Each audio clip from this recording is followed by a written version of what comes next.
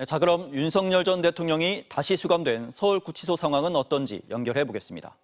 차현진 기자가 현장에 나가 있는데요. 차 기자, 윤 전 대통령은 어젯밤부터 구치소 안에 있는 거죠? 네, 그렇습니다. 윤석열 전 대통령은 법무부 호송차를 타고 어젯밤 9시 반쯤 이곳 서울구치소에 도착했는데요. 도착 직후부터 보안구역 안 구인 피의자 대기실에서 머무른 것으로 알려졌습니다.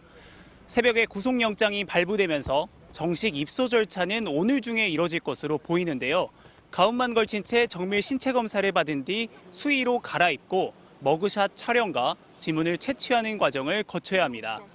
윤 전 대통령이 이동할 곳은 10제곱미터 규모의 독방으로 알려졌습니다. 구속 즉시 지금껏 받아왔던 전직 대통령 경호 업무는 중단되고요. 대신 전담 교도관이 배치돼 윤 전 대통령에 대한 수용 감독을 시작합니다.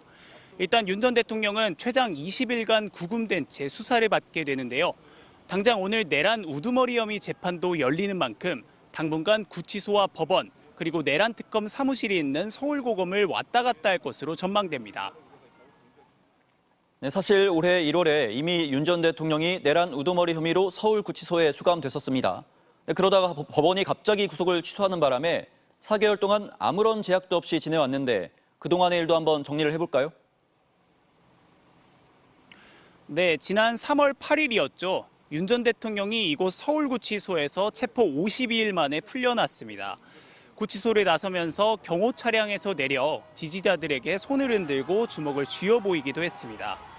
구속 기간을 계산할 때 제외하는 기간을 날이 아닌 시간으로 해야 한다는 전례 없는 논리를 이 내란 사건 재판을 맡은 지기현 재판부가 받아들이면서 벌어진 일이었습니다.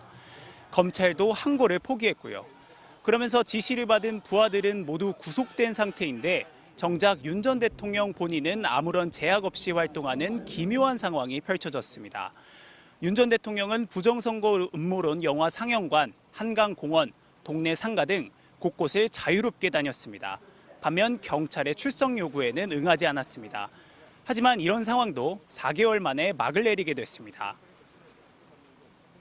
네, 예전만큼은 아니었지만 어제만 해도 법원이나 구치소 앞에 윤 전 대통령 지지자들이 모여서 구호도 외치고 그랬던 것 같은데 지금은 구치소 앞의 분위기가 어떻습니까? 네, 어젯밤 윤 전 대통령이 호송차로 이곳으로 올 때까지만 해도 수십 명의 지지자들이 있었는데요. 지금은 대부분 돌아가고 구호를 외치는 사람도 눈에 띄지 않습니다. 어제 구속영장 심사 당시 서초동 자택 앞이나 법원 앞도 예전과 분위기가 달랐는데요. 신고 인원은 2,000명이었지만 수백 명만 모여 곳곳에 빈자리가 눈에 띄었습니다. 지난 1월 서부지법 구속영장 실질심사 때 수만 명이 모였던 것과 비교하면 규모가 훨씬 쪼그라들었습니다. 지금까지 서울구치소 앞에서 MBC 뉴스 차현진입니다.